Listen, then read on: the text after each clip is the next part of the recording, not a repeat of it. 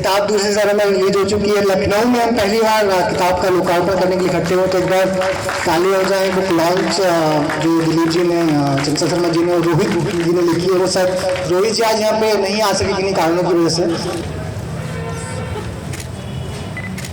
नमल कांत जी भी शायद हमारे बीच में है, हम उनको स्टेज पर बुलाना चाहेंगे।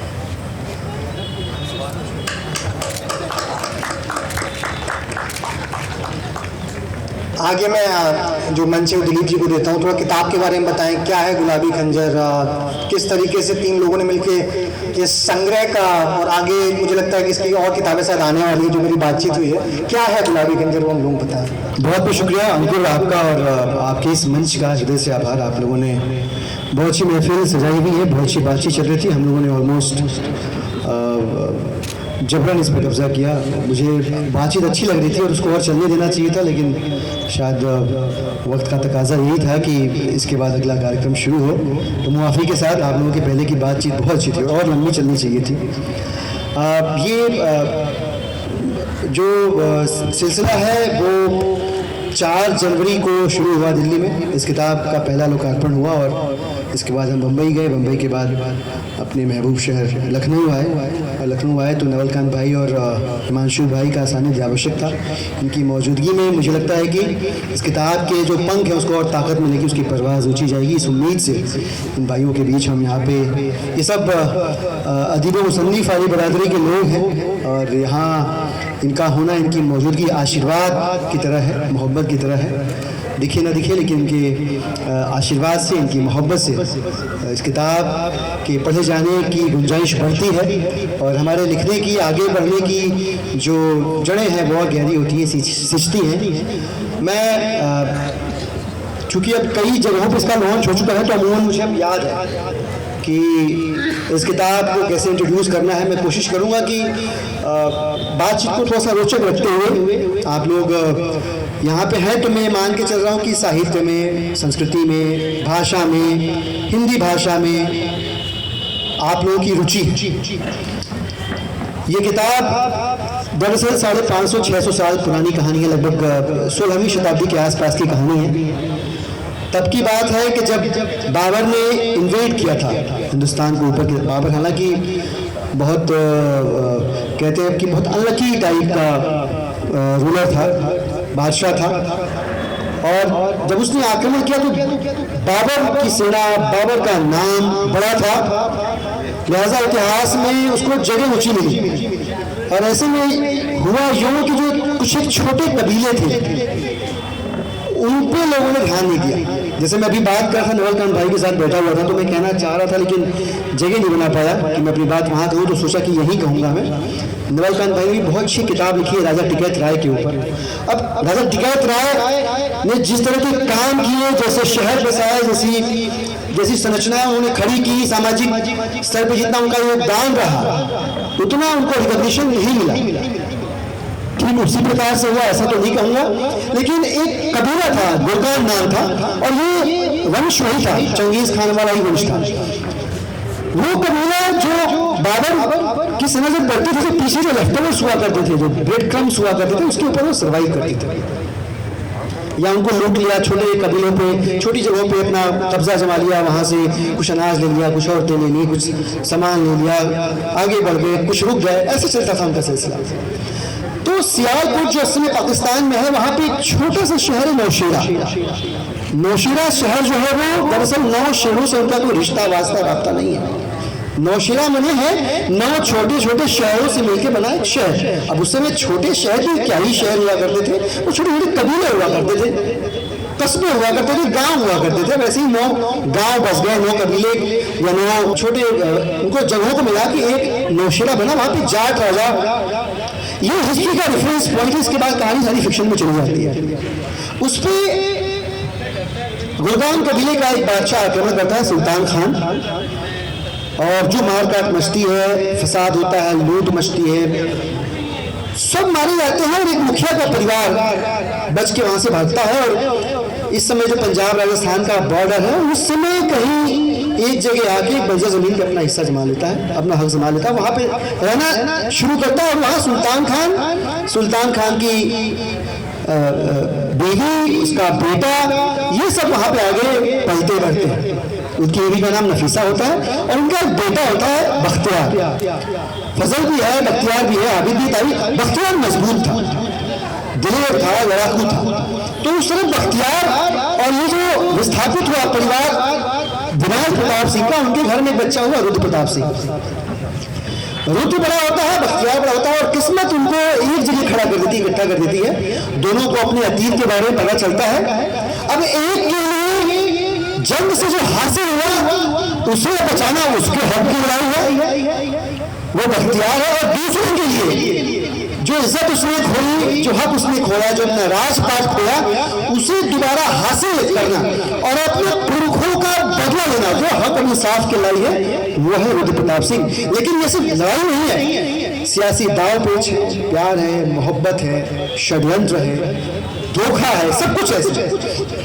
और आप इसको जब पढ़ते पढ़ते आगे बढ़ेंगे, 3 लेखकों ने ये किताब लिखी है। ये भी अपने आप में अनूठा प्रयोग रहा। ये दुनिया में आप ढूंढिएगा इस तरह का कोई दूसरा उदाहरण नहीं मिलेगा कि जहां पे 3 दोस्त अलग अलग घरों में, अलग अलग जगहों पर रहने वाले एक साथ मिलके एक किताब लिखे।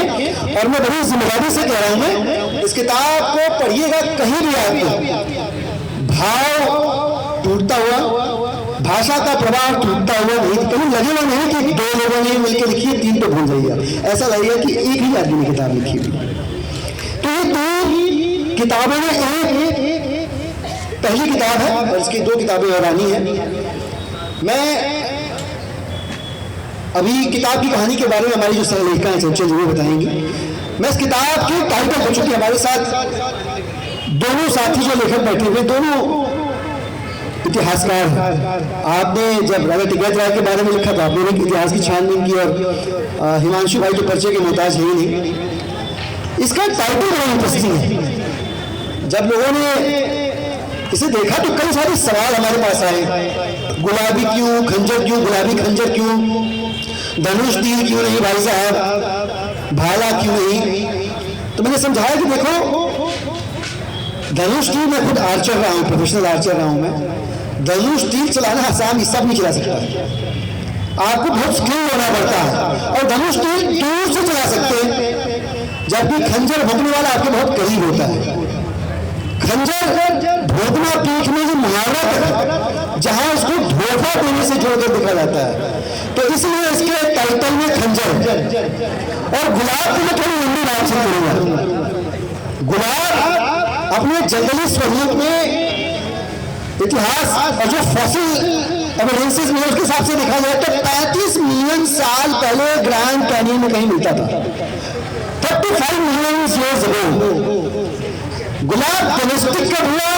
जब ये ईरान की तरफ आया, सेंट्रल एशिया में आया घूमते फिरते, तो यहाँ इसका डेमोक्रेटाइजेशन हुआ और वहां से लगभग 5,500-6,000 साल पहले वंशु भाई गुलाब, जो डोमेस्टिक गुलाब जो हमारे घर में दिखता है, उसको लगने लगाने की शुरुआत हुई। और हिंदुस्तान में गुलाब, और इसलिए मैं कह रहा हूं कि इस किताब के टाइटल को, कहानी को आप जुड़ता हुआ दिखेंगे। हिंदुस्तान में गुलाब बाबर लेके आया। बाबर जब आए 16वीं शताब्दी में, तो आपको याद हो कश्मीर जाते हैं आप, शालीमार बाग देखते हैं, वहाँ जितने भी बाबर के ज़माने के आप जो बगीचे देखते हैं गुलाब, वो उस समय में गुलाब जो डोमेस्टिक रोज हमको दिखता है, वो तब दिखना हमारे को स्टार्ट हुआ। और एक इंटरेस्टिंग चीज़ मैं बताता हूँ आपको, ये गलत अंडरस्टैंडिंग है कि गुलाब जो है किसी भी तरह से फेमिनिस्टिक टच देने के लिए इसमें रखा गया है। हकीकत में आप थोड़ा सा और बहुत ज़्यादा पीछे आने की जरूरत नहीं है। 1920 से पहले की, अच्छा एक और 17वीं शताब्दी के पहले पिंक वर्ड नहीं होता था। तो आप सोचेंगे रंग तो होता ही था, क्या बोलते थे? तो लाइट रेड बोलते थे उसको, पिंक वर्ड ही नहीं हुआ करता था। पिंक उसके बाद आया, ऑक्सफोर्ड डिक्शनरी में इंक्लूड हो गया 17वीं सेंचुरी के आसपास। उसके पहले लाइट रेड बोल देते थे, कुछ भी काम चलाते थे। 1920 के पहले पिंक वर्ड का इस्तेमाल अच्छी सेहत के लिए, ठीक चीजों के लिए, हार्मनी के लिए, लव के लिए, अफेक्शन के लिए, कई जगहों पर तो मैस्कुलिनिटी तक के लिए यूज किया गया पिंक वर्ड को। 1920 के बाद बाजार में ऐसे कवच, बाजार जो बेचता हम खरीदते हैं। यही वजह है कि हमारे घरों में पहले फटे हुए बनियान से पोछा लगता था, पोछा लगाने वाला अलग से कपड़ा मिलता है मॉल के अंदर। ये बाजार का कमाल है। तो बाजार में हमारा सौभाग्य, हमारे बीच हमारे बड़े भाई राज्यसभा सांसद संजय सिंह जी, मैं हार्दिक स्वागत करता हूँ। तालियों से एक बार स्वागत करना चाहूँगा बड़े भैया।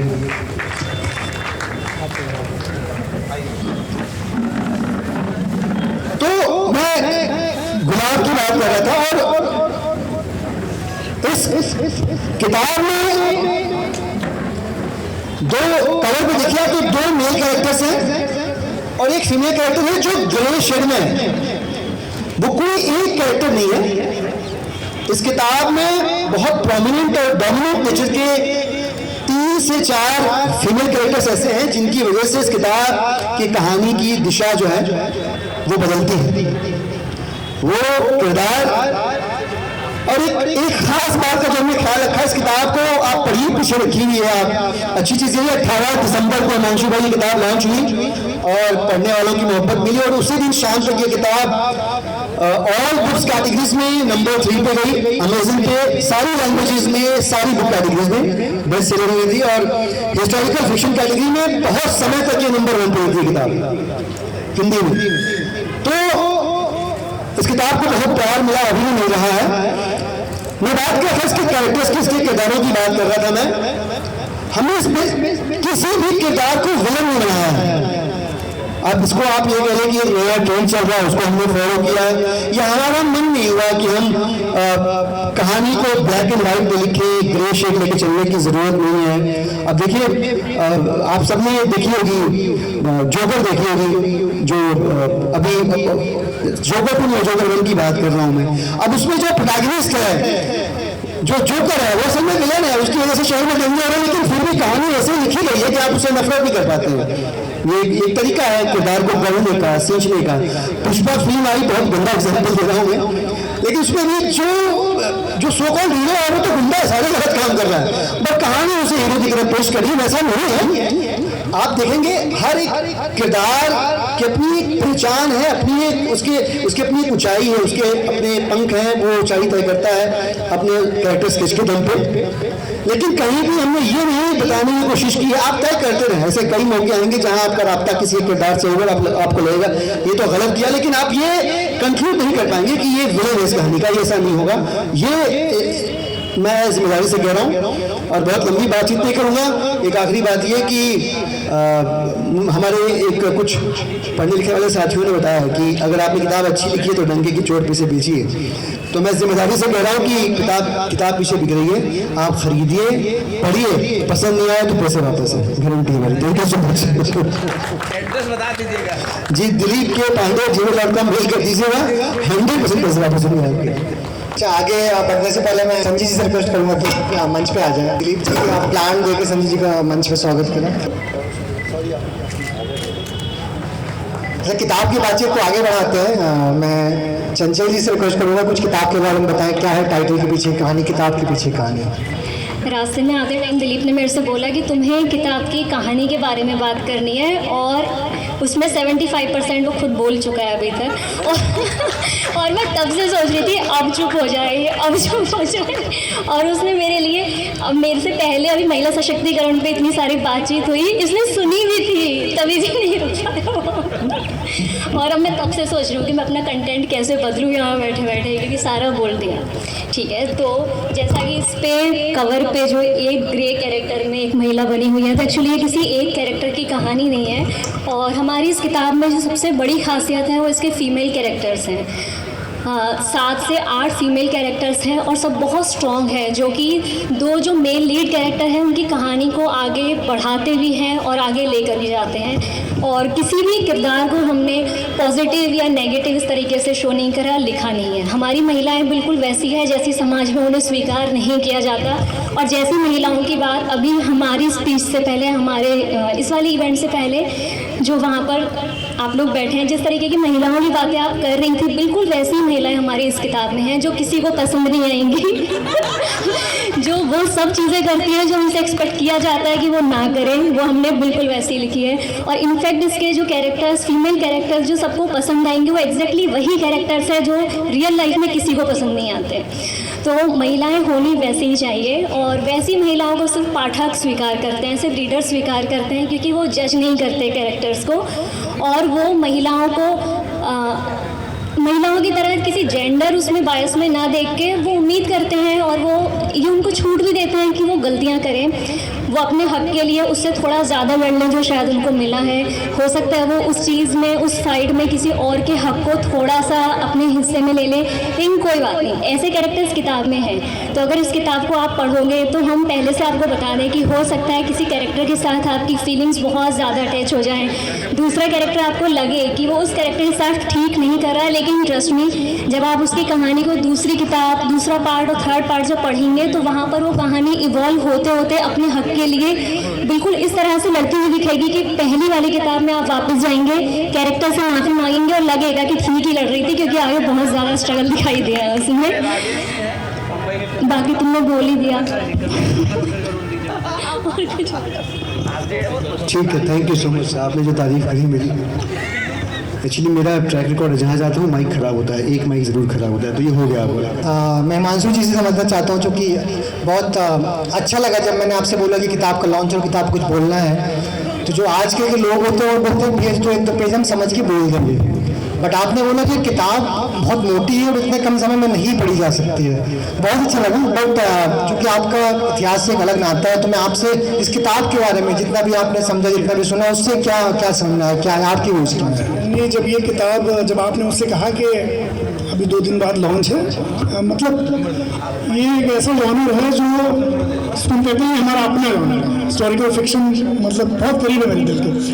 तो इस किताब को हम काम की तरह नहीं पढ़ना चाहते थे, कैसा लगे कि भाई चूँकि डेडलाइन है तो उस तरह से पढ़ने का अपना एक सुख होता है कि आप उन किरदारों के साथ साथ जीते हैं, और हर किरदार की जो गति नियति होती है उसके साथ अपना एक तालमेल महसूस करते हैं। तो वो जो लुत्फ था पढ़ने का, उसके साथ हम इसे पढ़ना चाहते थे, इसलिए हमने कहा कि भाई ये जल्दी जल्दी में पढ़ के फिर वो मज़ा नहीं आएगा, और बिना पढ़े बात नहीं करनी चाहिए किताब के ऊपर। तो किताब के ऊपर तो बात फिर कभी करेंगे, जब किताब को पढ़ लेंगे तब अधिकारी तौर पर उस पर बात कर पाएंगे।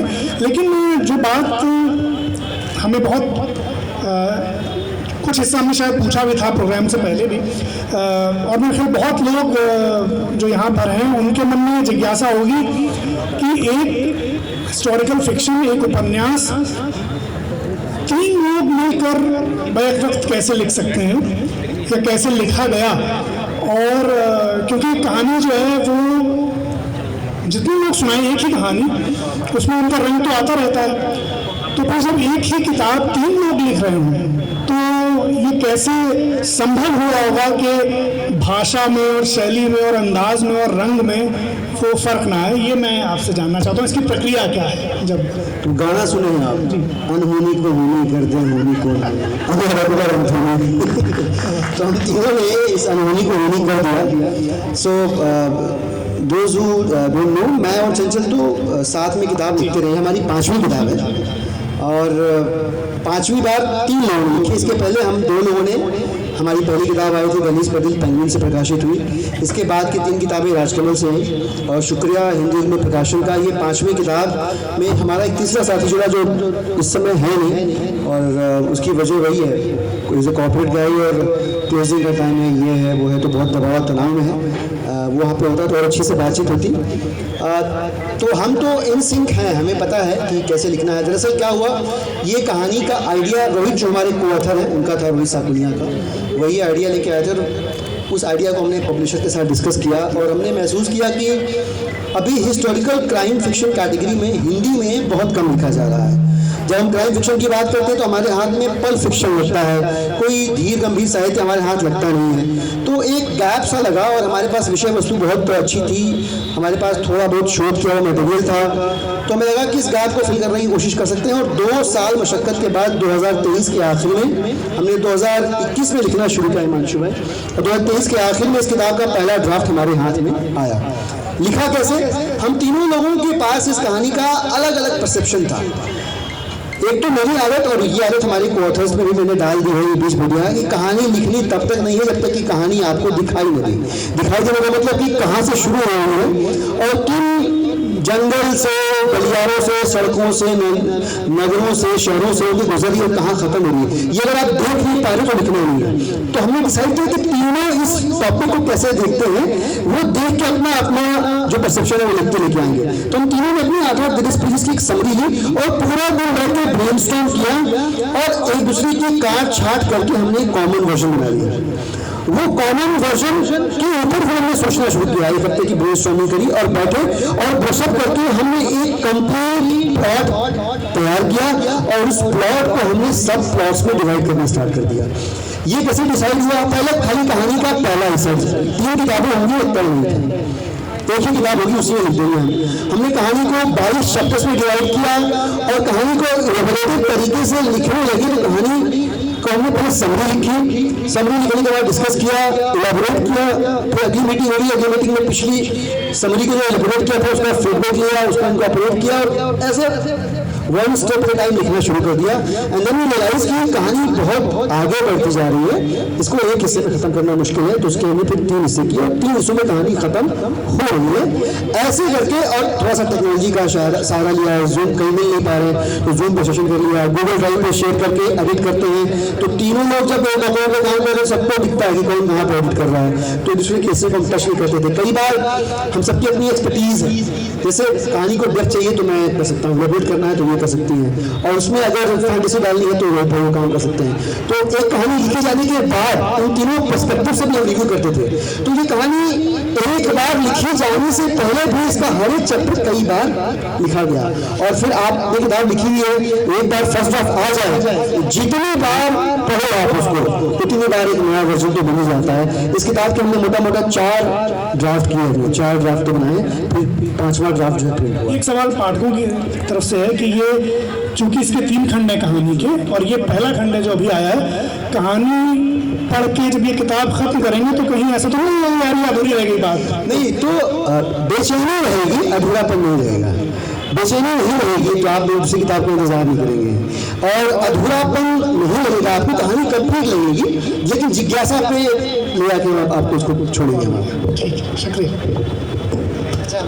मैं आगे नवलकांत जी से थोड़ा समझना चाहता हूँ किताब को, किताब का नाम देख के शायद आपने पढ़ी है तो अपने व्यूज किस तरह, क्या था आपका फीडबैक? अगर नहीं पढ़ी है तो नाम से और अब तक की जो परिचर्चा हुई उससे क्या लगा, क्या है किताब, क्या है व्यूज आपके किताब को लेकर? देखिए, दिलीप भाई, चंचल जी और राहुल सकुनिया जी नहीं है यहाँ पे। लखनऊ के लिहाज से तो मैंने जब किताब का टाइटल देखा तो गुलाबी से तो लखनऊ बहुत मोहब्बत करता है, इश्क करता है। खंजर तो यहाँ जरूरत ही नहीं पड़ती क्योंकि यहाँ तो मुंह फेर लेने से लोग घायल हो जाते हैं, जबान से घायल हो जाते, तो ये लखनऊ है। फर्स्ट हैंड जब टाइटल देखा गुलाबी, तो गुलाबी जैसा कि दिलीप जी ने कहा कि मार्केट का जो क्रिएट किया हुआ है, और इनकी कोट्स देख के मुझको लग गया था कि वो वाला गुलाबी तो नहीं है। और ये जो तस्वीर बनी हुई है उसमें जो महिला दिख रही है वो भी गुलाबी कहीं से नहीं है। तो गुलाबी किताब पढ़ने पर पता चलेगा। लेकिन जब भी हम लोग शोरूम में जाते हैं ना तो सबसे पहले बाहर जो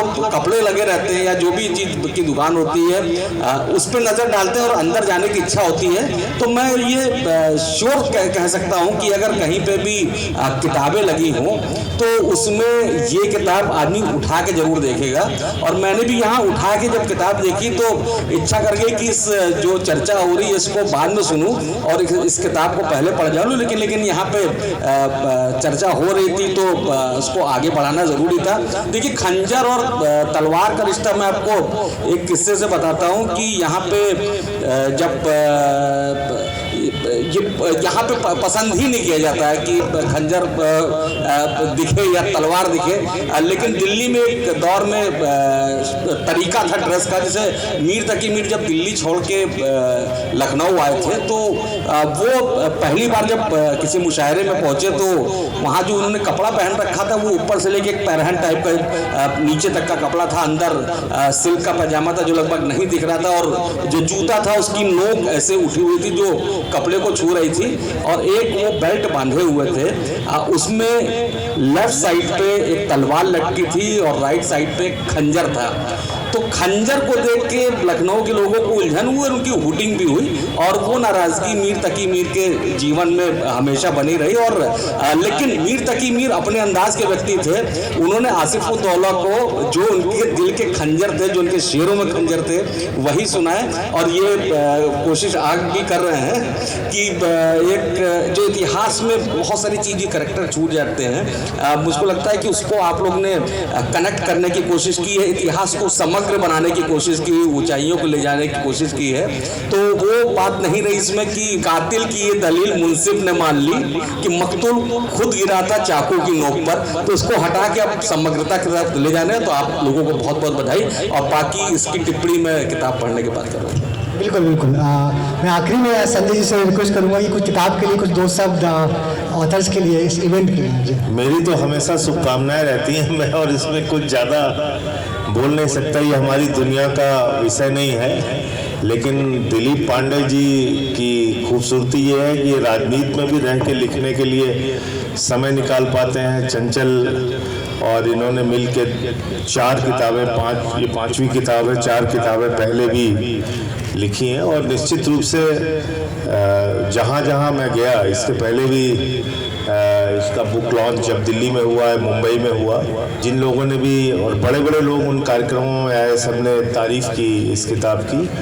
तो मुझे लगता है कि इसको ज़रूर खरीदिए और पढ़िए, और अपना जो, जब इन्होंने गारंटी आपको दे ही दी है कि अगर किताब पढ़ने में अच्छी न लगे तो पैसा वापस, तो कोई खतरा भी नहीं है। तो इसलिए ज़रूर आप लोग इसको पढ़िए, मैं तो सिर्फ यही अपील करूँगा।